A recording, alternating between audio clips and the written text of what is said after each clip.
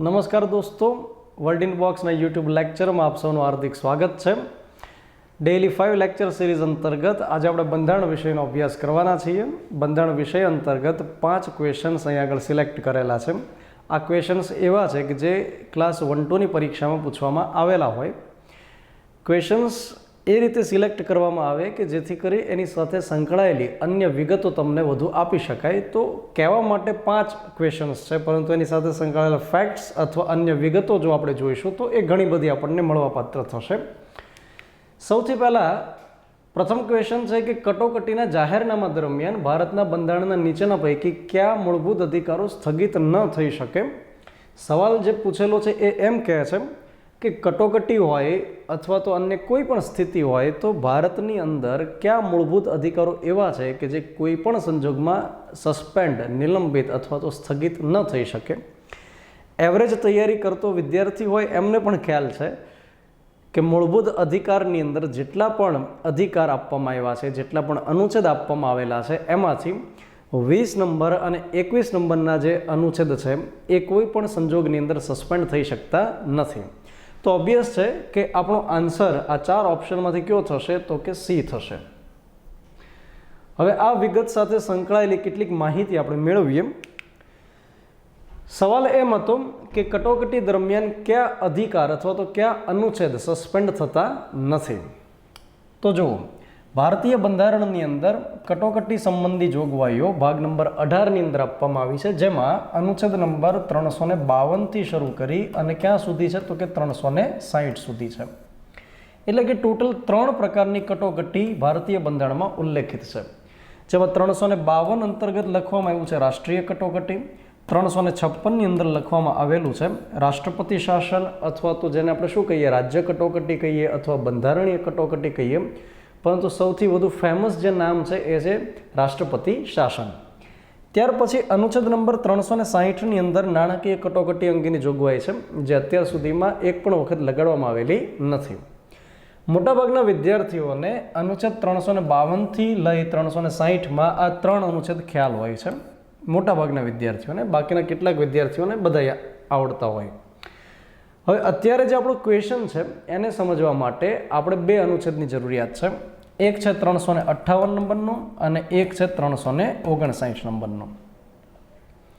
358ની અંદર એ પ્રકારની જોગવાઈ છે. પહેલાં એ પ્રકારની જોગવાઈ હતી કે જ્યારે નેશનલ ઇમરજન્સી, રાષ્ટ્રીય કટોકટી જ્યારે ઘોષિત કરવામાં આવે, રાષ્ટ્રીય કટોકટી જ્યારે ઘોષિત કરવામાં આવશે રાષ્ટ્રપતિ દ્વારા, એટલે અનુચ્છેદ નંબર 19 આપોઆપ ઓટોમેટિક સસ્પેન્ડ થઈ જશે. યાદ રાખજો, રદ નથી થતો. રદ થાય એનો મતલબ કે પરમેનન્ટલી નહીં મળે. અહીંયા આગળ શબ્દ છે કે નિલંબિત થશે અથવા તો સ્થગિત થશે, જેનો મતલબ થાય કે અમુક સમય પૂરતું, જ્યાં સુધી કટોકટી છે, દેશની અંદર પરિસ્થિતિ અસામાન્ય છે, ત્યાં સુધી એ અધિકાર નહીં મળી શકે. આ પ્રકારની જોગવાઈ મૂળ બંધારણમાં હતી. વન્સ અગેન શું જોગવાઈ હતી 358માં? કે રાષ્ટ્રીય કટોકટી જ્યારે જ્યારે લગાડવામાં આવે એવા સમયે અનુચ્છેદ નંબર 19 આપોઆપ સસ્પેન્ડ થઈ જશે. એનો મતલબ એ થાય કે કોઈ વ્યક્તિ અભિવ્યક્તિની સ્વતંત્રતા નહીં ધરાવી શકે, એટલે કે સરકારની વિરુદ્ધમાં ટીકા ટિપ્પણી નહીં કરી શકે, સરકારના નિર્ણયની સમીક્ષા નહીં કરી શકે, હથિયાર વગર શાંતિપૂર્વક ભેગા નહીં થઈ શકે, સંઘ અથવા મંડળી નહીં રચી શકે, દેશના કોઈ પણ ભાગમાં હરીફરી નહીં શકે, કોઈ પણ જગ્યાએ સ્થાયી દેશમાં નહીં થઈ શકે, વ્યાપાર નહીં કરી શકે. આ જે બૃહદ સ્વતંત્રતા અનુચ્છેદ 19માં મળેલી છે એ અમુક સમય પૂરતી ઓટોમેટિક સસ્પેન્ડ થઈ જશે. અચ્છા, હવે આપણે એ સમજીએ કે રાષ્ટ્રીય કટોકટી કેવા કેવા સંજોગમાં લગાડી શકાય. તો કે રાષ્ટ્રીય કટોકટી 3 પ્રકારના સંજોગની અંદર લગાડી શકાય. રીઝન 2 છે. એક તો બાહ્ય રીતે દેશને ખતરો હોય અથવા તો આંતરિક રીતે ખતરો હોય. એવા 2 ગ્રાઉન્ડ્સ ઉપર રાષ્ટ્રીય કટોકટી લગાડી શકાય. રીઝન 3 છે. એક રીઝન એવું છે કે યુદ્ધ શરૂ થઈ ગયું હોય અથવા યુદ્ધ જેવી સ્થિતિ હોય, આશંકા હોય કે યુદ્ધ થઈ શકશે. ત્યાર પછી બાહ્ય આક્રમણ હોય, અને ત્યાર પછી ત્રીજું રીઝન જે મૂળ બંધારણમાં હતું એ હતું આંતરિક અશાંતિ. આંતરિક અશાંતિ, ઇન્ટરનલ ડિસ્પ્યુટ્સ. અચ્છા, હવે આ જે શબ્દ છે આંતરિક અશાંતિ, એ એક પ્રકારે રાક્ષસી શબ્દ હતો. એનો મતલબ એ થાય કે ભારતીય બંધારણમાં આંતરિક અશાંતિ કોને કહેવાય એને ડિફાઇન નહોતું કર્યું. આંતરિક અશાંતિ કોને ગણવી એ બેઝિકલી સરકાર ડિસાઇડ કરી શકતી. સરકાર એટલે કે વડાપ્રધાન સહિતનું મંત્રીમંડળ હોય, રાષ્ટ્રપતિ હોય. દાખલા તરીકે કોઈની સરકાર હોય અને વિરોધી પાર્ટી વિરોધ પ્રદર્શન દેશભરની અંદર કરાવે, રેલીઓ કઢાવે, તો એને આંતરિક અશાંતિ ગણી શકાતી. એ જ રીતે માની લ્યો કે કોઈ સશસ્ત્ર આંતરિક રીતે હુમલો થઈ જાય, સશસ્ત્ર રીતે કોઈ આંદોલન છેડી દે, તો એને પણ આંતરિક અશાંતિ ગણી શકાતી. એનો મતલબ કે કોઈ ચોક્કસ ડેફિનેશન નહોતી આપવામાં આવેલી, અને જેને લઈ ઇન્દિરા ગાંધીએ 1975ની અંદર આંતરિક અશાંતિના બહાના હેઠળ શું કર્યું હતું? કટોકટી લગાડેલી હતી. 1975થી લઈને 1977 સુધી જે કટોકટી લગાડી એ આંતરિક અશાંતિનું બહાનું હતું. એટલે ત્યાર પછી જે સરકાર બની, જનતા પાર્ટીની સરકાર બની, મોરારજી દેસાઈની અધ્યક્ષતામાં, પ્રથમ બિન કોંગ્રેસી નેતા, એમણે 44મા બંધારણીય સુધારા દ્વારા આ જે શબ્દ છે આંતરિક અશાંતિ એને રદ કર્યો, અને એની જગ્યાએ શું લખી દીધું? તો કે આંતરિક રીતે જો સશસ્ત્ર વિદ્રોહ થાય એ કન્ડિશનમાં જ કટોકટી લગાડી શકાય. કોઈ શાંતિપૂર્વક આંદોલન કરતું હોય, શાંતિપૂર્વક રેલી કરતું હોય, તો એને લઈ અને કટોકટી ન લગાડી શકાય. કન્ડિશન કે કોઈ જૂથ એવું છે, કોઈ વર્ગ એવો છે, લોકોનો સમૂહ એવો છે કે જે શસ્ત્રો લઈ સરકારની વિરુદ્ધમાં આંદોલન કરે છે, એવા સમયે કટોકટી લગાડી શકાય. શરૂઆતમાં જે જોગવાઈ હતી એ જોગવાઈ એવી હતી કે કોઈ પણ રીઝન સાથે જો રાષ્ટ્રીય કટોકટી લગાડવામાં આવે તો અનુચ્છેદ નંબર 19 ઓટોમેટિક સસ્પેન્ડ થઈ જાય. આ શરૂઆતમાં મૂળ બંધારણમાં જોગવાઈ હતી.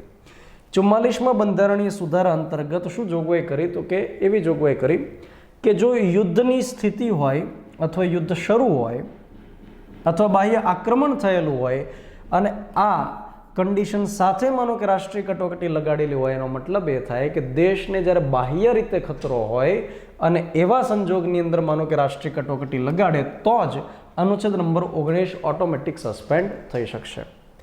માની લો કે આંતરિક રીતે કોઈ અશાંતિનો માહોલ છે, આંતરિક કોઈ રીઝનના સાથે રાષ્ટ્રીય કટોકટી લગાડવામાં આવે, તો એવા સમયે અનુચ્છેદ નંબર 19 ઓટોમેટિક કેન્સલ નહીં થાય, ઓટોમેટિક નિલંબિત નહીં થાય. એને કરવામાં આવે તો થઈ શકે. તો આટલી એક જોગવાઈની અંદર ચેન્જ કરી દેવામાં આવ્યો. તો અનુચ્છેદ નંબર 19 વિશે આપણે આટલી વાત કરી. હવે આપણે વાત કરવી છે અનુચ્છેદ નંબર 20 અને 21 વિશે. અનુચ્છેદ નંબર 20 શું કહે છે અને અનુચ્છેદ નંબર 21 શાના વિશે વાત કરે છે સમજીએ. અનુચ્છેદ નંબર 20 છે ગુના સંબંધી રક્ષણનો અધિકાર આપે છે. એટલે કે કોઈ વ્યક્તિ છે એને જ્યારે પકડવામાં આવે તો એમની ઉપર બળજબરી ન કરી શકાય. ઇટ મીન્સ કે એને બળજબરીપૂર્વક કબૂલાત ન કરાવી શકાય. ત્યાર પછી એક વખત કરેલા ગુના માટે એક જ વાર સજા કરવાની. જે સમયે ગુનો કરવામાં આવે એ સમયે જે કાયદો પ્રવર્તમાન હોય એ અનુસાર એને સજા કરવામાં આવે. આ પ્રકારની જોગવાઈ અનુચ્છેદ 20માં છે. એનો મતલબ કે જે આરોપી વ્યક્તિ છે, હવે જ્યારે કોઈ ઘટના ઘટે છે, કોઈ કૃત્ય થાય છે અને પોલીસ તરફથી જે પકડવામાં આવે, તો જે વ્યક્તિને પકડેને આરોપી માનવામાં આવે છે કે એણે આરોપ લગાડે કે એણે કૃત્ય કર્યું હશે. જરૂરી નથી કે એ વ્યક્તિ પોતે જ એની અંદર દોષી હોય. તો એવા વ્યક્તિને પણ કેટલાક અધિકારો આપવામાં આવ્યા. અને એ જ રીતે જ્યારે કોઈની ઉપર દોષ સિદ્ધ થઈ જાય છે, દોષ સિદ્ધ થઈ જાય એટલે કે કોઈ ગુનેગાર વ્યક્તિ છે, તો એને અધિકારો આપ્યા કે એની ઉપર માત્ર એક જ વખત કામ ચલાવી શકાય. એકના એક ગુના માટે અનેક વાર એને સજા ન કરી શકાય. તો અનુચ્છેદ 20 એના માટે છે. અનુચ્છેદ નંબર 21 ખૂબ ઇમ્પોર્ટન્ટ છે. ભારતીય બંધારણની અંદર જેટલી પણ કલમો છે, મૂળ બંધારણમાં 395 હતી, અને જો હાલમાં પૂછવામાં આવે તો એમાં કન્ફ્યુઝન છે. જ્યારે કોઈ પરીક્ષાની અંદર પૂછવામાં આવેલું ત્યારે 444 માન્ય જવાબ રાખેલો હતો, પણ જો કે એ સમય વિવાદિત હતું. અત્યારે 470થી પણ વધારે છે. વચ્ચે કેટલીક કલમો રદ કરી, કેટલીક નવી એડ કરવામાં આવી. એટલે હાલની કલમ વિશે જો સવાલ પૂછાય પરીક્ષામાં તો ચોક્કસથી એ વિવાદિત બની શકે. જેટલી પણ કલમ છે ભારતીય બંધારણમાં અનુચ્છેદ છે, એમાંથી જો કોઈ એમ કે 1 થી 10 અનુચ્છેદ સિલેક્ટ કરવાના છે તો અનુચ્છેદ નંબર 21 ચોક્કસથી એવા સિલેક્ટ થઈ શકે. અનુચ્છેદ 21ની અંદર જીવનની અને વ્યક્તિગત સ્વતંત્રતાની, વ્યક્તિગત સ્વાતંત્ર્યની વાત કરવામાં આવેલી છે.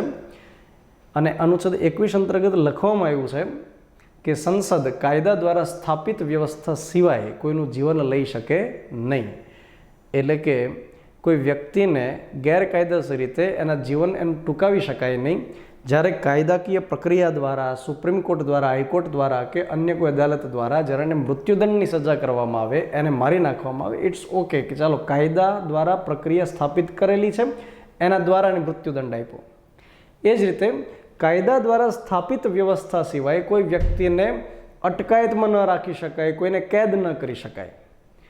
કાયદામાં લખેલું છે અને કાયદો વળી પાછો વેલિડ છે તો ઇટ્સ ઓકે. પરંતુ પોલીસ તરફથી જ્યારે ગેરકાયદેસર રીતે કોઈ વ્યક્તિને પકડી લેવામાં આવે, જેલમાં પૂરી દેવામાં આવે, આ પ્રકાર ન થવું જોઈએ. તો અનુચ્છેદ નંબર 21 એ બાબતનું રક્ષણ કરે છે, બાબતની આપણને ખાતરી આપે છે કે સરકાર તરફથી તમને ગેરકાયદેસર રીતે અટકાયતમાં નહીં રાખવામાં આવે, સરકાર તરફથી ગેરકાયદેસર રીતે કેદમાં નહીં મૂકવામાં આવે, સરકાર તરફથી ગેરકાયદેસર કોઈનું જીવન ટૂંકાવી રાખવામાં નહીં આવે. તો અનુચ્છેદ 21 એની ખાતરી આપે છે.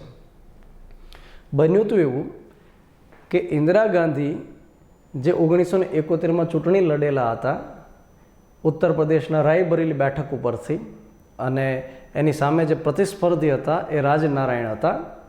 તો રાજનારાયણે 1971ની લોકસભા ચૂંટણીમાં ઇન્દિરા ગાંધીની સામે જે ફોર્મ ભરેલું હતું, ઉમેદવારી કરેલી હતી, 1971માં ઇન્દિરા ગાંધીની જીત થઈ. રાજનારાયણે ઇન્દિરા ગાંધીની જીતને અલ્હાબાદ હાઈકોર્ટમાં પડકારેલી હતી. હું તમને એકદમ બ્રીફ અત્યારે કહી દઉં છું. તો એ કેસની અંદર અલ્હાબાદ હાઈકોર્ટે 1975ની અંદર ચુકાદો આપેલો, 12 જૂન 1975. બાબત એમ હતી કે એ જે ચૂંટણી થઈ, ઇન્દિરા ગાંધી રાયબરેલી બેઠક ઉપરથી ચૂંટણી લડ્યા, તો એમાં બોગસ વોટિંગ થયેલું છે અથવા તો સરકારી સંસાધનનો મિસયુઝ કરી અને ઇન્દિરા ગાંધી ચૂંટણી જીતેલા છે, આ પ્રકારના આરોપ રાજનારાયણે લગાડેલા હતા. કેસ ચાલ્યો. 1975માં અલ્હાબાદ હાઈકોર્ટે ચુકાદો આપ્યો. જગમોહન સિંહ એ અલ્હાબાદ હાઈકોર્ટના જજ હતા, જેમણે ચુકાદો આપ્યો. ખૂબ ખુદદાર વ્યક્તિ, પ્રામાણિક વ્યક્તિ હતા. એ સમયે પોલિટિકલ પ્રેશર ખૂબ બન્યું તેની ઉપર. લાલચ પણ આપેલી હતી કે જો તમે ચુકાદાની અંદર ઇન્દિરા ગાંધી તરફેણની અંદર ચુકાદો આપો તો સુપ્રીમ કોર્ટમાં જજ તરીકે તમને એપોઇન્ટ કરવામાં આવશે. આ પ્રકારની લાલચ હતી અને એક ધમકી પણ મળેલી ઇનડાયરેક્ટલી. તેમ છતાં એ વ્યક્તિ ટસના મસ ન થતા 12 જૂન 1975ના દિવસે ઇન્દિરા ગાંધી વિરુદ્ધમાં ચુકાદો સંભળાવે છે. અને ચુકાદામાં શું કહે છે તો કે એ જે બેઠક ઉપરથી ચૂંટણી લડેલા એ બેઠક રદ થવી જોઈએ. ઇન્દિરા ગાંધી બોગસ રીતે વોટિંગ દ્વારા અને એ રીતે અપ્રામાણિક બિહેવિયર દ્વારા જીતેલા છે, એટલે ઇન્દિરા ગાંધી વડાપ્રધાન ન રહી શકે. અને બીજો ચુકાદો એ આપ્યો કે આગામી 6 વર્ષ સુધી એ પોતે ચૂંટણી નહીં લડી શકે. આ પ્રકારના ચુકાદા આપ્યા. સાથે થોડું રિલેક્સેશન આપ્યું કે તાત્કાલિક વડાપ્રધાનનું પદ છોડવું જરૂરી નથી, 10 દિવસનો ટાઈમ આપ્યો કે ત્યાં સુધીમાં તમે સરકાર માટે થોડું મેનેજ કરી શકો, 10 દિવસ પછી વડાપ્રધાન તરીકે નહીં રહી શકો. હવે આ પ્રકારના જે ચુકાદાઓ આપ્યા એના પરિણામ સ્વરૂપે શું થાય છે તો કે ઇન્દિરા ગાંધી જે સત્તામાં રહેવા માંગે છે, વડાપ્રધાનનું પદ ખાલી કરવા નથી માંગતા, એટલે એ અનુચ્છેદ નંબર 352નો ઉપયોગ કરાવે છે. એક બ્રીફ માહિતી આપું તો એ સમયે જયપ્રકાશ નારાયણ જેપી, જે બિહારના લોકપ્રિય નેતા હતા, સ્વાતંત્ર્ય સેનાની પણ હતા, એ વ્યક્તિએ દેશભરની અંદર આંદોલન શરૂ કરાવેલા હતા. ખાસ કરીને બિહાર, ઉત્તર પ્રદેશમાં આંદોલનનું પ્રમાણ વધારે હતું. તો એ જે આંદોલન શરૂ થયેલા હતા એ આંદોલનના કારણે ઇન્દિરા ગાંધીએ એને દેશમાં આંતરિક અશાંતિ ગણાવી. પરિણામ સ્વરૂપે એ સમયે હતા રાષ્ટ્રપતિ ફખરુદ્દીન અલી અહેમદને ઇન્દિરા ગાંધીએ ભલામણ કરી કે દેશની અંદર કટોકટી લગાડવાની છે. અને 25 જૂન 1975ના દિવસે ઇન્દિરા ગાંધીએ કટોકટી લગાડાવી.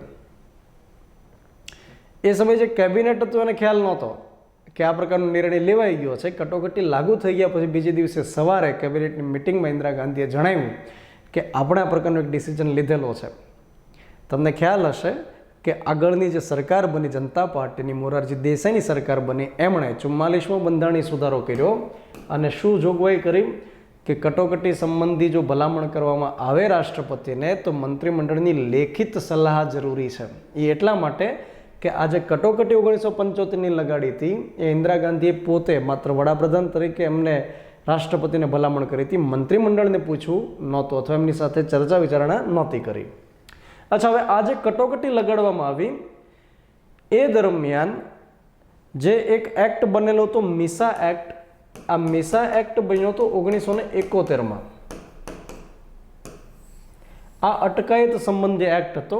અટકાયત સંબંધી એક્ટનો મતલબ થાય કે કોઈ હજી ગુનો નથી બન્યો, કોઈ ક્રાઇમ નથી થયો, પરંતુ એક આશંકા હોય કે આ પ્રકારનો ગુનો બની શકે એમ છે, તો એને અટકાવવા માટે થઈ અને જે પ્રિવેન્ટિવ મેઝર્સ લેવામાં આવે એના માટે થઈને આ કાયદો હતો મિસા એક્ટ.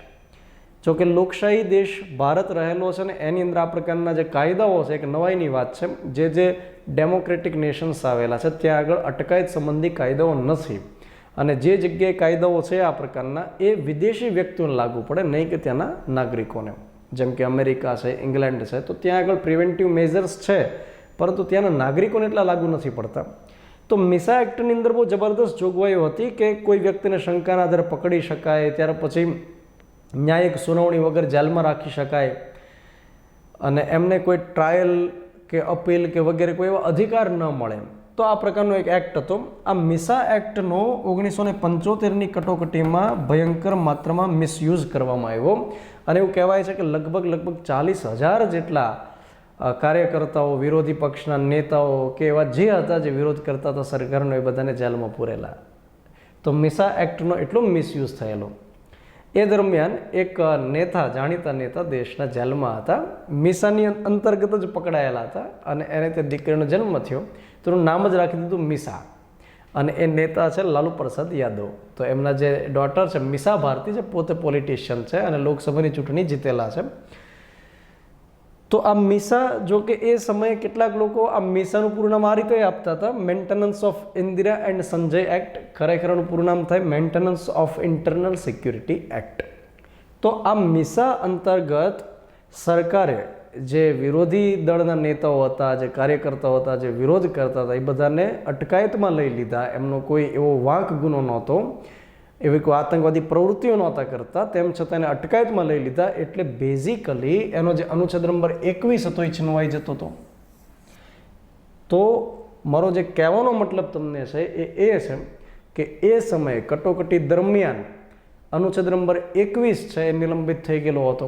લોકોની અટકાયત ગેરકાયદેસર રીતે થઈ જતી હતી. અમુકને તો એ સમય મારી નાખવામાં આવ્યા હતા. એ હદે ટોર્ચરિંગ થયેલું હતું. એટલે અનુચ્છેદ નંબર 21 છે એની ધજ્જિયા ઉડી ગયેલી હતી. એટલે જેવી ત્યાર પછીની સરકાર આવી મોરારજી દેસાઈની, એમણે 44માં બંધારણીય સુધારો કર્યો, અને એમણે શું કીધું કે કોઈ પણ સંજોગોની અંદર અનુચ્છેદ નંબર 20 અને 21 આને નિલંબિત કરી શકાશે નહીં, ઇમરજન્સી ગમે પ્રકારની હોય તેમ છતાં. કેમ કે આ મિસા અંતર્ગત મોરારજી દેસાઈને જેલમાં રાખવામાં આવ્યા હતા એટલા માટે. રાઈટ. તો આપણે જે આ ક્વેશ્ચન જોયો એમાં શું લખેલું છે કે કયા અનુચ્છેદને, કયા અધિકારને કોઈ પણ સંજોગમાં નિલંબિત ન કરી શકાય, તો 20 અને 21ને જે 44માં બંધારણીય સુધારા દ્વારા ડિસાઇડ કરવામાં આવેલું હતું. તો આ ક્વેશ્ચન અંતર્ગત આપણે ઇનફ માહિતી મેળવી લીધી, જે પરીક્ષાઓની અંદર જો પૂછાય તો તમને ચોક્કસ કામ લાગી શકશે. ત્યાર પછી નેક્સ્ટ ક્વેશ્ચન તરફ આપણે જઈએ. ક્વેશ્ચન શું કહે છે તો કે ભારતીય બંધારણના અનુચ્છેદ 32 અન્વયની રીટ હકુમત નીચેના પૈકી કયા સંજોગમાં સ્થગિત થઈ શકે છે? ક્વેશ્ચનને પહેલાં સમજવાનો પ્રયત્ન કરીએ. શું કહે છે તો કે અનુચ્છેદ નંબર 32 જે શાના માટેની છે તો કે સાહેબ રીટ માટેની છે, અને એમાં એમ કહે છે કે કયા સંજોગમાં સ્થગિત થઈ શકે. તો આનો સીધો સાધો મતલબ એવો થાય કે 4 ઓપ્શનમાંથી એવો આપણે ઓપ્શન પસંદ કરવાનો છે કે આ સંજોગમાં અનુચ્છેદ નંબર 32 આપણને મળી શકે નહીં. સ્થગિત થઈ જવાનો મતલબ કે અનુચ્છેદ 32 આપણને મળી શકતો નથી. અનુચ્છેદ 32 શાના માટે છે તો કે બંધારણીય ઇલાજનો અધિકાર છે. એટલે કે જ્યારે બંધારણમાં લખેલા અધિકાર આપણને ન મળે ત્યારે આપણે અનુચ્છેદ 32 પ્રમાણે ડાયરેક્ટલી ક્યાં જઈ શકીએ? સુપ્રીમ કોર્ટમાં જઈ શકીએ. આપણને કયા કયા અધિકાર મળતા હોય તો કે સાહેબ સમાનતાનો મળે, સ્વતંત્રતાનો મળે, શોષણ વિરોધી, ધાર્મિક સ્વાતંત્ર્ય, શૈક્ષણિક સાંસ્કૃતિક બાબતોનો અધિકાર મળે છે. એ અધિકારમાં લખેલી બાબતો જો આપણને નથી મળતી તો આપણે રાજ્યની વિરુદ્ધમાં, રાજ્ય એની સરકારની વિરુદ્ધમાં આપણે અનુચ્છેદ 32 પ્રમાણે સીધા ક્યાં જઈ શકીએ? સુપ્રીમ કોર્ટમાં જઈ શકીએ. યાદ રાખજો કે ફોજદારી ગુનાઓ કોઈ બન્યા હોય, દીવાની ગુનાઓ બનેલા હોય તો આપણે ડાયરેક્ટલી હાઈકોર્ટ કે સુપ્રીમ કોર્ટમાં નથી જતા. એ અપીલીય અદાલતો છે. એટલે કે આપણા જે કેસીસ હોય એ મેજિસ્ટ્રેટની કોર્ટમાં શરૂ થાય, એ સેશન્સ કોર્ટની અંદર ચાલે, ડાયરેક્ટલી હાઈકોર્ટ સુપ્રીમ કોર્ટમાં ના ચાલે.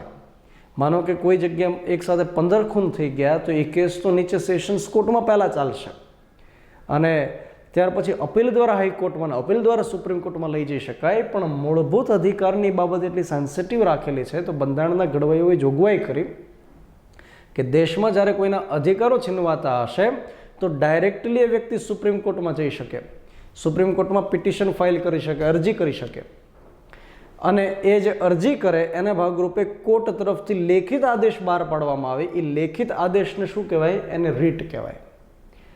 તો અહીંયા એમ કહે છે કે કેવા સંજોગમાં અનુચ્છેદ નંબર 32 છે એ સસ્પેન્ડ થઈ જાય, સ્થગિત થઈ જાય.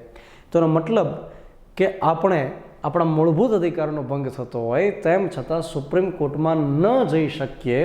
તો આ ઓપ્શનમાંથી એવું આપણે શોધવાનું છે. તો એ લખ્યું કે વિશિષ્ટ બહુમતી સાથે કરવામાં આવેલ બંધારણીય સુધારા દ્વારા, અનુચ્છેદ 360 અન્વયની આર્થિક કટોકટી દરમિયાન, કે અનુચ્છેદ 359 અન્વયે ભારતના રાષ્ટ્રપતિના હુકમ દ્વારા. અને છેલ્લો ઓપ્શન છે ઉપરના પૈકી કોઈ નહીં. અહીંયા આપણો સાચો જવાબ થાય છે સી. અનુચ્છેદ નંબર 32(4) અંદર લખવામાં આવેલું છે કે 32 અંતર્ગત 1, 2, 3 અને 4 અલગ અલગ પેટા અનુચ્છેદ છે. એમાંથી 32(4) અંદર શું કહે છે? તો કે બંધારણની અંદર અન્ય કોઈ જગ્યાએ જોગવાઈ કરવામાં આવે તે સિવાય અનુચ્છેદ 32ને સ્થગિત ન કરી શકાય. એનો મતલબ એવો થાય કે જો અન્ય કોઈ પણ જગ્યાએ બંધારણમાં એવું લખ્યું હશે કે કોઈક રીતે મૂળભૂત અધિકારો સ્થગિત કરી શકાય તો જ 32ને સ્થગિત કરી શકાય.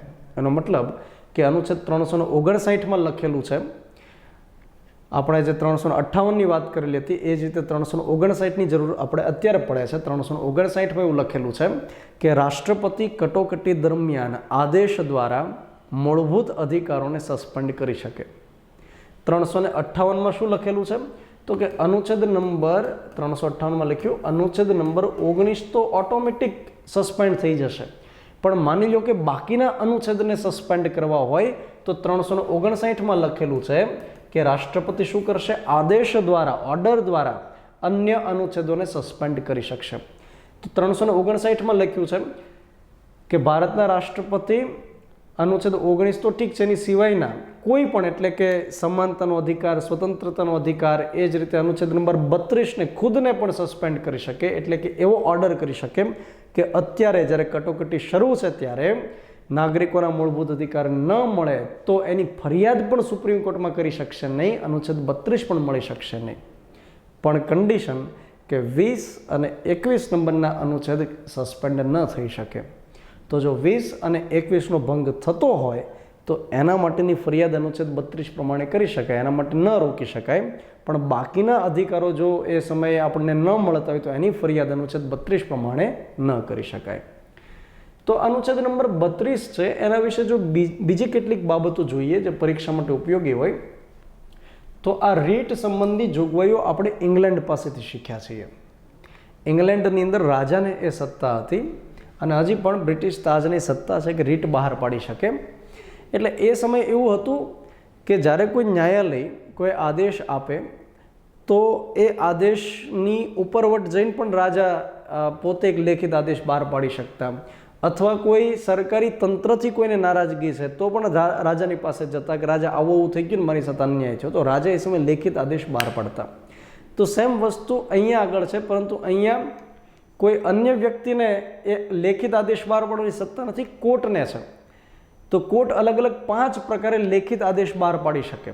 તો એ 5 પ્રકારની જે રીટ છે એમાં બંદી પ્રત્યક્ષીકરણ છે, અધિકાર પૃચ્છા છે, પ્રતિષેધ છે, એક સર્સિયોરરી છે, રાઈટ. તો અલગ અલગ પ્રકારની રીટ દ્વારા સુપ્રીમ કોર્ટ લેખિત આદેશ બહાર પાડે અને જે જગ્યાએ અન્યાય થયો હોય એને દૂર કરવાનો પ્રયત્ન કરે.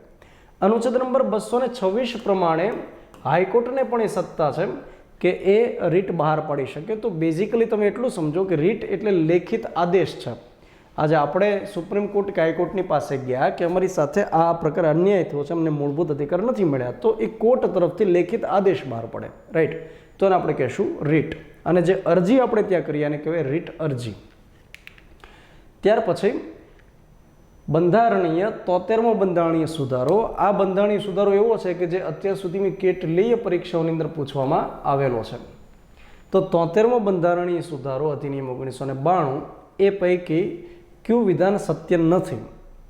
તો એમાંથી પહેલું છે કે જિલ્લા આયોજન સમિતિઓની રચના, રાજ્ય ચૂંટણી પંચે પંચાયતની તમામ ચૂંટણીઓનું સંચાલન કરવું, રાજ્ય નાણાં આયોગની સ્થાપના અને પંચાયતની તમામ સીટો સીધી ચૂંટણી દ્વારા પસંદગી કરાયેલ વ્યક્તિ દ્વારા ભરવી. 73મો બંધારણીય સુધારો શેના માટે છે? તો કે પંચાયત માટે છે. આપણને ખ્યાલ છે કે 73મો બંધારણીય સુધારો અને 74મો બંધારણીય સુધારો 1992માં પીવી નરસિંહ રાવની સરકાર વખતે કરવામાં આવ્યો અને આ બંધારણીય સુધારા દ્વારા દેશમાં સ્થાનિક શાસનને બંધારણીય દરજ્જો આપવામાં આવ્યો. 73મા બંધારણીય સુધારા દ્વારા ગ્રામ પંચાયત, તાલુકા પંચાયત, જિલ્લા પંચાયત જેવી ગ્રામીણ સ્થાનિક સ્વરાજની સંસ્થાઓને બંધારણીય દરજ્જો મળ્યો અને 74મા બંધારણીય સુધારા દ્વારા શહેરી સ્થાનિક સ્વરાજની સંસ્થાઓને બંધારણીય દરજ્જો મળ્યો, એટલે નગરપાલિકા, મહાનગરપાલિકા એ પ્રકારે. તો અહીંયા જે વાત કરી છે એ 73મા બંધારણીય સુધારાની વાત કરી છે અને 73મા બંધારણીય સુધારા અંતર્ગત ભારતીય બંધારણમાં ભાગ નંબર 9 ઉમેરવામાં આવ્યો અને ભાગ નંબર 9 અંતર્ગત 243 થી લઈને 243 અનુચ્છેદ ઉમેરવામાં આવ્યા. પરીક્ષાની દ્રષ્ટિએ 243 થી લઈને 243 અત્યંત ઉપયોગી એવા અનુચ્છેદ છે જે તમારે અચૂક કરવા જોઈએ. અહીંયા આગળ જે લખ્યું છે કે 73મા બંધારણીય સુધારા દ્વારા નીચેનામાંથી કયું વિધાન સત્ય નથી, એટલે કે આપણે ખોટું વિધાન શોધવાનું છે. તો આ જે પહેલું છે એ ખોટું વિધાન છે. લખ્યું છે જિલ્લા આયોજન સમિતિ, એટલે કે ડિસ્ટ્રિક્ટ પ્લાનિંગ કમિટી, જેને ડીપીસી તરીકે પણ ઓળખવામાં આવે છે, ડિસ્ટ્રિક્ટ પ્લાનિંગ કમિટી. અચ્છા, હવે આ ડીપીસીની તો આપણે માહિતી મેળવીએ, એની સાથોસાથ બાકીના 3 ઓપ્શન છે એને જોઈ લઈએ. કે રાજ્ય ચૂંટણી પંચે પંચાયતની તમામ ચૂંટણીનું સંચાલન કરવું, તો એ સત્ય વિધાન છે, કારણ કે 243 ની અંદર એવી જોગવાઈ છે 243 કે પંચાયતની ચૂંટણીઓ માટે, નગરપાલિકા, મહાનગરપાલિકાની ચૂંટણીઓ માટે અલગથી એક ચૂંટણી પંચ હશે. ભારતની અંદર અન્ય ચૂંટણીઓ કરાવવા માટે કેન્દ્રીય ચૂંટણી પંચ છે, 324 અંતર્ગત એની જોગવાઈ છે. પરંતુ એ જે કેન્દ્રીય ચૂંટણી પંચ છે વિધાનસભાની ચૂંટણી કરાવે, લોકસભાની કરાવશે, રાજ્યસભાની કરાવશે, રાષ્ટ્રપતિ ઉપરાષ્ટ્રપતિની ચૂંટણીઓ કરાવડાવશે. એ સ્થાનિક સ્વરાજની ચૂંટણીઓ નહીં કરાવી શકે, નહીંતર તો લાંબુ થઈ જશે ચૂંટણી પંચ. તો એના માટે અલગથી એક બોડી બનાવી દીધી, જેને કોન્સ્ટિટ્યુશનલ બોડી કહી દીધી, એટલે કે બંધારણમાં ઉલ્લેખ કરી દીધો. તો આ વિધાન એકદમ સત્ય છે. ત્યાર પછી રાજ્ય નાણાં આયોગની રચના, તો 243 ની અંદર રચના કરી દીધી કે રાજ્ય સરકાર જે કંઈ કર ઉઘરાવશે તો એને જિલ્લા પંચાયત, તાલુકા પંચાયત, ગ્રામ પંચાયતમાં કઈ રીતે વહેંચવા, અથવા તો કયા કયા પ્રકારના કરની સત્તા આ પ્રકારની પંચાયતોને સોંપવી. તો એના માટે થઈ અને રાજ્ય નાણાં આયોગની સ્થાપના કરી દીધી. પંચાયતની તમામ સીટોએ સીધી ચૂંટણી દ્વારા પસંદગી કરાયેલ વ્યક્તિ દ્વારા ભરવી. એનો મતલબ એ થાય કે ગ્રામ પંચાયત હોય, તાલુકા પંચાયત હોય કે જિલ્લા પંચાયત હોય, ડિસ્ટ્રિક્ટ લેવલ ઉપર, હવે ત્યાં આગળ જેટલા પણ સભ્યો ચૂંટાય એ ડાયરેક્ટ ઇલેક્ટ થતા હોય છે, એમાં પરોક્ષ રીતે ચૂંટણી કોઈની થતી હોતી નથી. દાખલા તરીકે ગ્રામ પંચાયત હોય તો એની અંદર માની લો કે 8 સભ્યો છે, મિનિમમ તો 8 જ સભ્યો હોવાના છે, ઓછામાં ઓછા 8 સભ્યો છે, તો 8 સભ્યો ત્યાં આગળ ડાયરેક્ટલી ચૂંટાય છે. ત્યાર પછી જે સરપંચ હોય એની ચૂંટણી પ્રત્યક્ષ રીતે થાય છે. કેટલાક રાજ્યો એવા છે કે ત્યાં આગળ સરપંચની ચૂંટણી પરોક્ષ રીતે થાય, પણ ગુજરાતની અંદર એવું સ્વીકારેલું છે કે એની ચૂંટણી પ્રત્યક્ષ રીતે કરાવવામાં આવે. ત્યાર પછી તાલુકાની અંદર જેટલા સભ્યો હોય એ બધા સભ્યો પ્રત્યક્ષ રીતે ચૂંટાયેલા હોય. એ જ રીતે જિલ્લાની અંદર જેટલા પણ સભ્યો હોય એ બધા પ્રત્યક્ષ રીતે ચૂંટાયેલા હોય. પંચાયતનો મુખ્ય ઉદ્દેશ છે વિકેન્દ્રીકરણ, સત્તાનું વિકેન્દ્રીકરણ. આનો મૂળભૂત પાયો છે. તો એ તો જ થઈ શકશે જો ડાયરેક્ટલી ચૂંટાયેલા લોકો હોય તો. પરોક્ષ રીતે ચૂંટણી કરાવવામાં આવે તો એનો કોઈ મતલબ નહીં રહે સ્થાનિક કક્ષાએ. ગ્રામ પંચાયતની અંદર જેટલા સભ્યો ચૂંટાય એ પોતાનામાંથી અંદરોઅંદરમાંથી એકને ઉપસરપંચ બનાવે, પરંતુ એ ઉપસરપંચ જે હોય એ ભલે ઉપસરપંચ પરોક્ષ રીતે બને, પરંતુ એ હોય તો ચૂંટાયેલો મેમ્બર. તાલુકાની અંદર જેટલા સભ્યો હોય એ સભ્યો બધા પ્રત્યક્ષ રીતે ચૂંટાયેલા, પરંતુ પ્રમુખ અને ઉપપ્રમુખની જે ચૂંટણી થાય એ પરોક્ષ રીતે થાય. એ જ રીતે જિલ્લા પંચાયતની અંદર જેટલા સભ્યો હોય એ બધા ડાયરેક્ટલી ચૂંટાયેલા હોય. એ ચૂંટાયેલા સભ્યો ભેગા થાય અને એમાંથી એકને પ્રમુખ બનાવે, એકને ઉપપ્રમુખ બનાવે. પરંતુ અહીંયા જે વાત કરેલી છે મિત્રો, એ આપણને વાત કરેલી છે સભ્યો માટેની. તમામ સીટો મતલબ એના સભ્યો, રાઈટ. તો એ બધા સભ્યો પ્રત્યક્ષ રીતે ચૂંટાયેલા હોય. હવે આપણો જવાબ અહીંયા આગળ થયો જિલ્લા આયોજન સમિતિ, જે 73મા બંધારણીય સુધારામાં નથી લખેલું. તો આ જે ડિસ્ટ્રિક્ટ પ્લાનિંગ કમિટી છે, ડીપીસી છે, એ કઈ જગ્યાએ લખેલું છે? તો કે આ લખેલું છે 74માં બંધારણીય સુધારામાં અને અનુચ્છેદ નંબર 243ZD માં આનો ઉલ્લેખ થયેલો છે. આ 243 છે એ અનુચ્છેદની સિરીઝ ખૂબ મોટી છે. પંચાયતના તમામ અનુચ્છેદો, નગરપાલિકાના તમામ અનુચ્છેદો, સહકારી મંડળીના તમામ અનુચ્છેદો 243 સિરીઝમાં આપી દેવામાં આવેલા છે. અચ્છા, હવે આ જે જિલ્લા આયોજન સમિતિ છે ને એને તમે બરોબર કરી લેજો. એમાંથી અનેક વખત પરીક્ષાઓની અંદર સવાલ પૂછવામાં આવેલા છે, તો આ ટોપિકને તમે એકદમ બરોબર કરી લેશો. ડિસ્ટ્રિક્ટ પ્લાનિંગ કમિટી, જિલ્લા આયોજન સમિતિનો મુખ્ય ઉદ્દેશ એવો છે કે શહેરી વિસ્તાર અને આખા જિલ્લા માટે એક સમાન રીતે આયોજન બનાવવામાં આવે, એક સંકલિત આયોજન બનાવવામાં આવે. દાખલા તરીકે ભાવનગર જિલ્લા પંચાયત છે, એ જ રીતે જે જિલ્લાઓ આવેલા છે ત્યાં આગળ જિલ્લા પંચાયત હશે, અને જે જિલ્લો હોય એમાં શહેરી વિસ્તાર પણ હોય. દાખલા તરીકે ભાવનગર જિલ્લો કહેવાય, પરંતુ ભાવનગર પોતાની રીતે એક શહેર છે. એ ભાવનગર શહેરનો જે વહીવટ હોય કે એનું ડેવલપમેન્ટનું કામ હોય એ મ્યુનિસિપાલિટી કરતી હોય, પણ ભાવનગરનો જે રૂરલ એરિયા છે, જે ગ્રામીણ વિસ્તાર છે, એનું ડેવલપમેન્ટનું કામ જિલ્લા પંચાયત કરતું હોય. તો તમે જુઓ કે જિલ્લા પંચાયતનો મુખ્ય જવાબદારી છે ગ્રામીણ વિસ્તારની, આખા જિલ્લામાં આવેલી જેટલા તાલુકા, જેટલા ગામડાઓ, એના ડેવલપમેન્ટની કામગીરી જિલ્લા પંચાયત કરશે, પરંતુ ભાવનગર શહેરના ડેવલપમેન્ટની કામગીરી કોણ કરશે? મ્યુનિસિપાલિટી. તો આ દરેક જગ્યાએ હશે. અહીંયા આગળ ઉદ્દેશ એવો છે કે ડિસ્ટ્રિક્ટ પ્લાનિંગ કમિટી એનું મુખ્ય કાર્ય એવું છે કે આયોજન બનાવવાનું. એ આયોજન કોના માટે બનાવવાનું? તો કે સમગ્ર જિલ્લા માટે તો બનાવવાનું, એટલે કે જેટલા તાલુકા હોય, જેટલા ગામડા હોય એ બધાનું એક ભેગું આયોજન બનાવવાનું, અને સાથોસાથ એ જે શહેરી વિસ્તાર હોય એનું આયોજન પણ સાથે રહીને બનાવવું.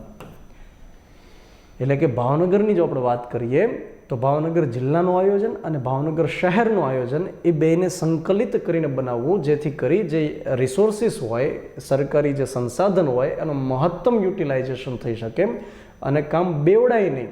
એકનું એક કામ વારંવાર ન થાય, પરંતુ ભેગા મળી અને સંકલિત રીતે કામ કરવાનું. તો આ જિલ્લા આયોજન સમિતિની અંદર માળખું કંઈક આવું હોય કે એમાં લગભગ 30 થી 50 જેટલા મેમ્બર હોય, અને એક વર્ષ માટે એનું ગઠન થાય, પછી ફરીવાર પાછું એનું ગઠન કરવામાં આવે. એના અધ્યક્ષ કોણ હોય? તો કે જિલ્લાના પ્રભારી મંત્રી હોય. આ પ્રભારી મંત્રી એટલે પાર્ટી તરફથી, જે પાર્ટીની સરકાર હોય એ પાર્ટી તરફથી ત્યાં પ્રભારી મંત્રી મૂકવામાં આવતા હોય. ત્યાર પછી એના ઉપાધ્યક્ષ કોણ હશે? તો કે ઉપાધ્યક્ષ તરીકે જિલ્લા પંચાયતના પ્રમુખ હશે. જિલ્લા પંચાયતના પ્રમુખ ઉપાધ્યક્ષનું કામ કરશે. એ જ રીતે સચિવ તરીકે કોણ કામ કરશે? તો કે સચિવ એટલે એક અધિકારી થયા, અને અધિકારી તરીકે કલેક્ટર કામ કરશે. એ જ રીતે ડેપ્યુટી સેક્રેટરી તરીકે અથવા તો ઉપસચિવ તરીકે ત્યાં આગળ ડીડીઓ કામ કરશે, ડિસ્ટ્રિક્ટ ડેવલપમેન્ટ ઓફિસર. ત્યાર પછી સભ્યો કઈ રીતે હશે? તો કે સાહેબ સભ્યો બે રીતે હશે. એક તો ચૂંટાયેલા મેમ્બર્સ હશે, અને એક કેવા હશે? તો કે એક આમંત્રિત સભ્યો હશે. ચૂંટાયેલા એટલે કોના? તો કે જિલ્લા પંચાયતના અને જે મ્યુનિસિપાલિટી હોય એના ચૂંટાયેલા જે સભ્યો હોય એ લેવાના, પરંતુ કન્ડિશન છે કે એ સભ્યો 4/5 જેટલા હોવા જોઈએ, અને બાકીના જે સભ્યો હોય 1/5 જેટલા એ આમંત્રિત હોય. તો આ ફેક્ટ તમારે ખાસ યાદ રાખવાનો કે જેટલા સભ્યો લેવામાં આવે એમાં 1/5 સભ્યો આમંત્રિત હોય, જે તે ક્ષેત્રના નિષ્ણાત વ્યક્તિ હોય, કોઈ એન્જિનિયર હોય, કોઈ ડૉક્ટર હોય, આ પ્રકારના. અને જિલ્લા પંચાયત અથવા તો નગરપાલિકા, મહાનગરપાલિકા અને એના ચૂંટાયેલા થઈ 4/5 સભ્યો તરીકે લેવાના. આ ડીપીસીનું માળખું હોય છે. વન્સ અગેન આ ટોપિક પણ એટલું જ ઇમ્પોર્ટન્ટ છે, અનેક પરીક્ષાઓમાં સવાલ પૂછવામાં આવેલા છે. ત્યાર પછી આ જે ક્વેશ્ચન છે જોવામાં થોડો લેન્ધી લાગે છે અને એકદમ ભેગો લાગે છે. એકદમ સરળ કરીને આપણે સમજીએ. શું કહે છે? રાજ્ય વિધાનસભાના સભ્યોને ગેરલાયક ઠરાવવાના મુદ્દે રાજ્ય વિધાનસભાના અધ્યક્ષના હોદ્દા વિશેની બાબત તાજેતરમાં સમાચારમાં હતી, અને આ અંગે નીચેના પૈકી કયું વિધાન અથવા કયા વિધાનો સત્ય છે? 3 લાઇનની અંદર ક્વેશ્ચન મૂક્યો. આનો સીધો સાદો મતલબ એવો થાય કે વિધાનસભાના જે અધ્યક્ષ હોય એની બાબતમાં નીચેનામાંથી કયું વિધાન કેવું છે, સત્ય છે કે નહીં, એ આપણે ચેક કરવાનું છે. અહીંયા જો સામાન્ય રીતે લખી નાખ્યું હોત ને તો એ ચાલે કે વિધાનસભાના અધ્યક્ષ વિશે, પણ એક લેન્ધી બનાવવા માટે આ પ્રકારનો પ્રયત્ન કરવામાં આવેલો છે કે આ રીતે સવાલ પૂછેલો છે. પહેલું વિધાન એવું છે કે જે તે રાજ્યના રાજ્યપાલે રાજ્ય વિધાનસભાના અધ્યક્ષની નિમણૂક કરે. ના ના ના, આ રીતે ન હોઈ શકે. સામાન્ય તૈયારી કરતો હોય ને એને ખ્યાલ હોય કે સાહેબ આવું ન હોય. રાજ્યપાલ વિધાનસભાના અધ્યક્ષની નિમણૂક ન કરે. બીજું વિધાન એવું છે કે જ્યારે રાજ્ય વિધાનસભાના અધ્યક્ષને તેના અથવા તેણીના હોદ્દા ઉપરથી દૂર કરવાનો ઠરાવ વિચારણા હેઠળ હોય ત્યારે અધ્યક્ષ એ રાજ્ય વિધાનસભાના અધ્યક્ષ સ્થાને રહી શકે નહીં. તો આ વિધાન તો એકદમ સાચું છે. સદસ્યોને ગેરલાયક ઠરાવવાના પ્રશ્ને રાજ્ય વિધાનસભાના અધ્યક્ષનો નિર્ણય અંતિમ અને બંધન કરતા રહેશે. ઓકે, આ વિધાન પણ સાચું. એટલે આપણો જે જવાબ થશે 2 અને 3. તો 2 અને 3 દેખાય છે બેની અંદર. હવે આપણે સમજવાનો પ્રયત્ન કરીએ. રાઈટ, આખો જે ક્વેશ્ચન છે એ વિધાનસભાના અધ્યક્ષનો છે. તો વિધાનસભાના અધ્યક્ષનો મુદ્દો આપણે સમજીએ. ભારતીય બંધારણમાં અનુચ્છેદ નંબર 178માં લખવામાં આવેલું છે કે વિધાનસભાની અંદર એક અધ્યક્ષ રહેશે, એક ઉપાધ્યક્ષ રહેશે. તો 178 આપણે યાદ રાખીએ. જ્યારે વિધાનસભાનું ગઠન થતું હોય, રાજ્યની અંદર જ્યારે ચૂંટણી થાય, એવું કહેતા હોય કે મુખ્યમંત્રીની ચૂંટણી આવી. મુખ્યમંત્રીની ચૂંટણી નથી, મુખ્યમંત્રીની નિમણૂક થાય. પણ તમારે એટલું યાદ રાખવાનું કે મુખ્યમંત્રી માટેની ચૂંટણી આવે એટલે વિધાનસભાની ચૂંટણી આવી, એવું આપણે યાદ રાખવાનું. ગુજરાતની અંદર કેટલા છે? તો કે વિધાનસભામાં 182 સદસ્યો છે. ગાંધીનગરમાં વિઠ્ઠલભાઈ પટેલ ભવનમાં બેઠા હોય છે. ત્યાં બેઠા બેઠા શું કરે છે? તો કે ગુજરાત માટે નીતિઓ બનાવે, ગુજરાત માટે કાયદાઓ ઘડે છે અને ઘણું બધું કરે છે. તો આ 182 જણા છે એની ચૂંટણી જ્યારે થાય ત્યારે એમાં જોવામાં આવે કે ભાઈ કોને, કઈ પાર્ટીને સૌથી વધારે બેઠકો મળી. જે પાર્ટીને 50% વત્તા 1 બેઠક મળે એ પાર્ટીની સરકાર બને. એટલે આપણે એમ કહી શકીએ કે 182માંથી જે પાર્ટીને 92 જેટલી સીટ બને એની સરકાર બને, અને જેને 10મા ભાગ જેટલી અથવા તો 10% જેટલી સીટ મળે એને વિરોધ પક્ષનો દરજ્જો મળે. રાઈટ, આ બધી કોમન સેન્સની વાત છે અથવા તો બેઝિક આવડે એ પ્રકારની બાબત છે. હવે અહીંયા આગળ જે વિધાનસભાના અધ્યક્ષની વાત છે, તો વિધાનસભાનું એકવાર ગઠન થઈ જાય, 182 લોકો આવી જાય, ત્યાર પછી સૌથી પહેલી જે બેઠક હોય એની અંદર રાજ્યપાલ તરફથી પ્રોટેમ સ્પીકરની નિમણૂક કરવામાં આવે. આ પ્રોટેમ સ્પીકરનો મતલબ થાય કામ ચલાઉ ધોરણે અથવા તો પ્રથમ બેઠક પૂરતો, એવાનો મતલબ થાય. એવી એક પ્રથા છે કે જેટલા સભ્યો હોય એમાંથી જે સૌથી વરિષ્ઠ વ્યક્તિ હોય એને લાવવામાં આવે. રાજ્યપાલ કહેશે કે પહેલાં તમે શપથ લઈ લો અને ત્યાર પછી તમે બાકીના બધાને શપથ લેવડાવો. તો પ્રોટેમ સ્પીકરનું મુખ્ય કાર્ય છે પ્રથમ બેઠકનું સંચાલન કરવું. અને ત્યાર પછી રાજ્યપાલ એક તારીખ ડિસાઇડ કરશે કે ભાઈ આ તારીખે વિધાનસભાના અધ્યક્ષની અને વિધાનસભાના ઉપાધ્યક્ષની શું કરવાની છે? ચૂંટણી કરાવી દેવાની છે. તો વિધાનસભાની અંદર અધ્યક્ષ માટે ચૂંટણી થાય. સામાન્ય રીતે એવું બનતું હોય કે જે પાર્ટીની સરકાર બને એમાંથી જ એક વ્યક્તિ અધ્યક્ષ બને, કેમ કે એની પાસે બહુમતી હોય એટલા માટે. તો એનો મતલબ એ થયો કે રાજ્યપાલે એક ડેટ ડિસાઇડ કરી અને એ ડેટ ઉપર વિધાનસભાને અધ્યક્ષની પસંદગી થઈ. પસંદગી મીન્સ કે વિધાનસભાની અંદર ચૂંટણી થઈ. તો અહીંયા આગળ જે એક પહેલું વિધાન આપવામાં આવ્યું કે રાજ્યપાલ દ્વારા અધ્યક્ષની નિમણૂક થાય, એ એપોઇન્ટમેન્ટ ન થાય, વિધાનસભાના ગૃહ દ્વારા પસંદગી થાય. એટલે પહેલું વિધાન ખોટું થયું. ત્યાર પછી 179ની અંદર લખવામાં આવ્યું કે વિધાનસભાના અધ્યક્ષને અથવા તો ઉપાધ્યક્ષને દૂર કેમ કરી શકાય. તો એમાં નિયમ એવો છે કે જ્યારે વિધાનસભાના અધ્યક્ષ જ્યારે ભેદભાવભર્યું વર્તન કરતા હોય, સામાન્ય રીતે એવું માનવામાં આવે કે જ્યારે વિધાનસભાની અંદર અધ્યક્ષ બને અથવા લોકસભાની અંદર અધ્યક્ષ બને તો એ વ્યક્તિ પાર્ટીની બાબતમાં તટસ્થ થઈ જશે. એને કોઈ રાજકીય પાર્ટીની સાથે એટલા લેવા દેવા નહીં હોય, એકદમ નિષ્પક્ષ રીતે ભૂમિકા ભજવશે. આ પ્રકારે વ્યવસ્થા છે.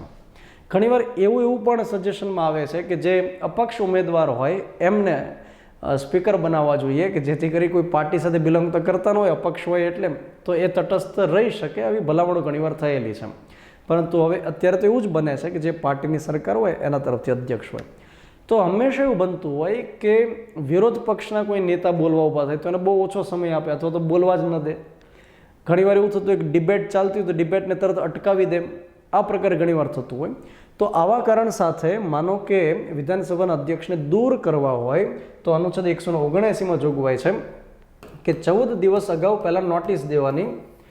સરપ્રાઈઝ નહીં દેવાનું કે જેવા એ બની ઠનીને આવે એટલે તરત કહેવાનું કે તમે નીચે આવતા રહે, તમારી સામે પ્રક્રિયા કરવાની છે, એ રીતે નહીં. એને 14 દિવસ અગાઉ નોટિસ દેવાની. 14 દિવસ પછી વિધાનસભાની અંદર બહુમત લેવાનું. ખાસ યાદ રાખો કે બહુમત કઈ રીતે લેવાનું, તો કે ટોટલ જેટલી સંખ્યા હોય એના 50% વત્તા 1 વોટ પડવા જોઈએ. ટોટલ સભ્ય સંખ્યાના.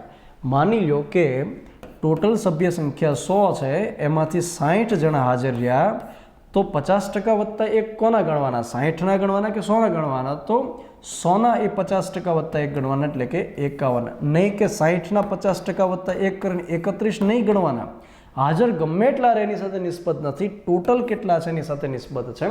તો આ પ્રકારે એબ્સોલ્યુટ મેજોરિટી લેવામાં આવે, નિરપેક્ષ બહુમતી ત્યાં આગળ લેવામાં આવે. બહુમતીના ઘણા પ્રકારો છે જે કોઈક સમય આપણે ભણશું. તો અહીંયા આગળ આ રીતે વિધાનસભાના અધ્યક્ષને દૂર કરવામાં આવતા હોય.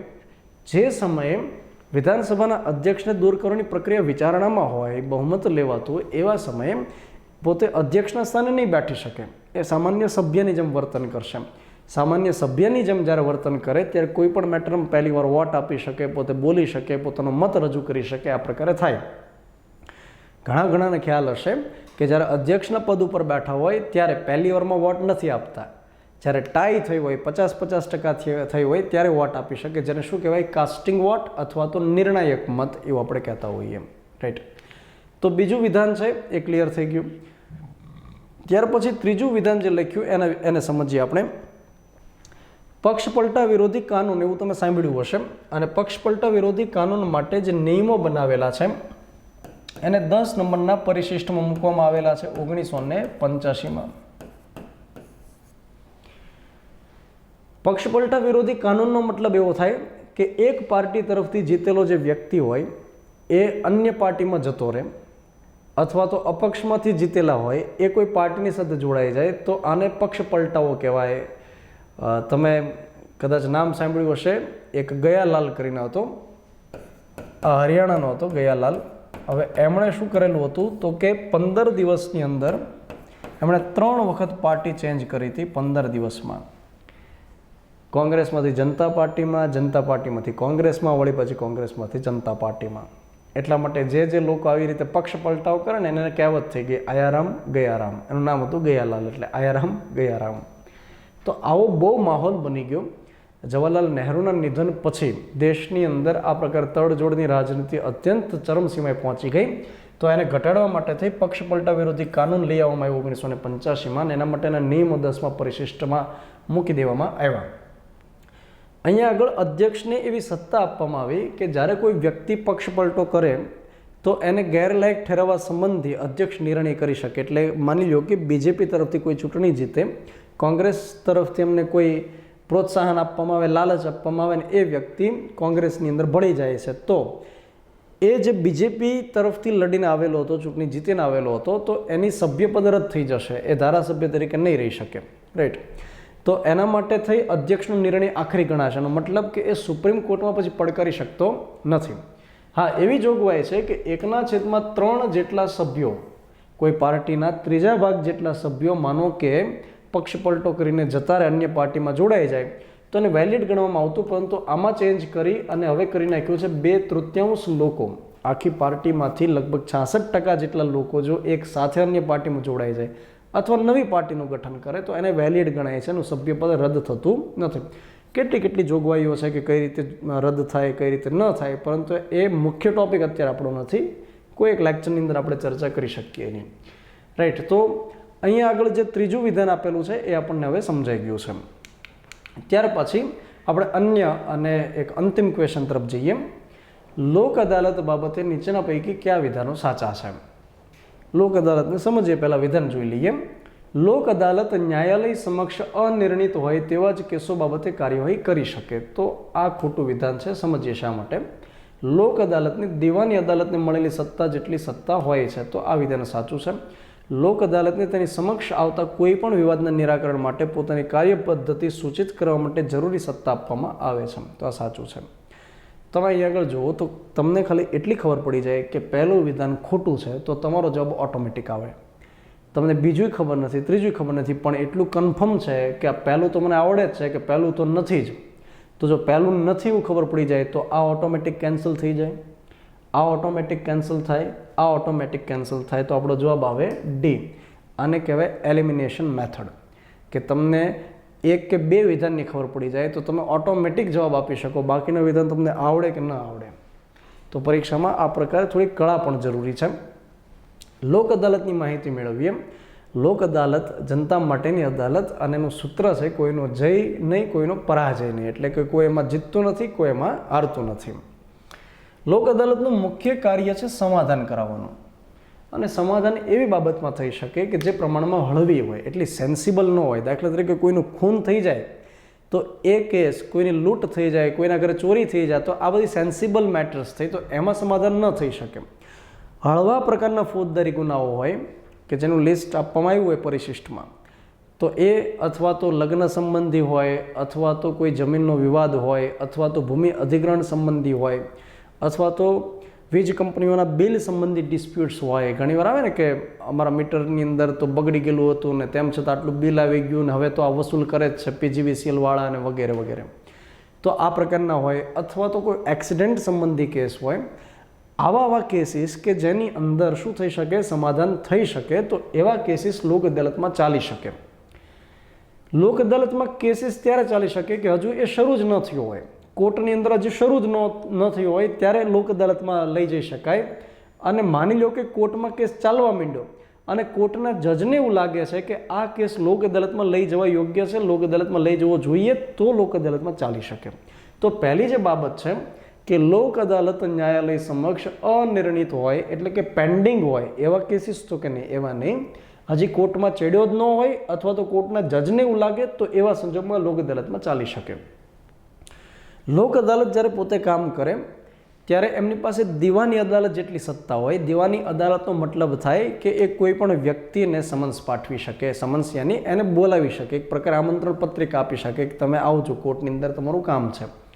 અથવા કોઈ દસ્તાવેજને માનો કે જોઈતા હોય તો દસ્તાવેજ માટે સમન્સ પાઠવી શકે, કોઈની સાક્ષી તરીકે એને બોલાવી શકે, એનું નિવેદન લઈ શકે. આ પ્રકારની સત્તાઓ એમની પાસે રહેલી છે દીવાની અદાલત જેટલી. અને ત્યાર પછી પોતાની કાર્ય પદ્ધતિ પણ પોતે સેટ કરી શકે. તમને ખ્યાલ હશે કે નાલસા એક્ટ આવેલો હતો. આ નાલસાનું પૂરું નામ શું થાય તો કે નેશનલ લીગલ સર્વિસીસ ઓથોરિટી 1987. તો નાલસા અધિનિયમ 1987 અંતર્ગત લોક અદાલતને વૈધાનિક દરજ્જો મળેલો છે, એટલે કે કાયદાકીય સ્વરૂપ એને આપવામાં આવેલું છે.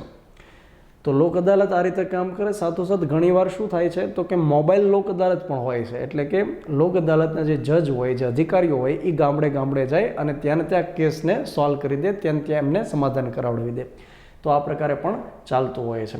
તો આ ટોપિક પણ એ પ્રકારનો છે કે જેમાંથી અનેક વખત સવાલો અત્યાર સુધીમાં પૂછાયેલા છે. તો આપણે એવો પ્રયત્ન કર્યો કે જેટલા સવાલો જોયા એમાં વધુને વધુ વિગત આપણે આપી શકીએ. રાઈટ.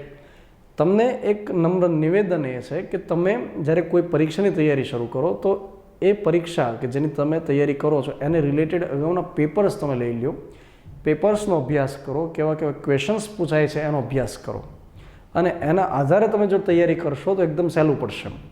નહીંતર શું થશે કે તમે બંધારણ હાથમાં લઈ લેશો. બંધારણ પોતાની રીતે મોટો વિષય છે.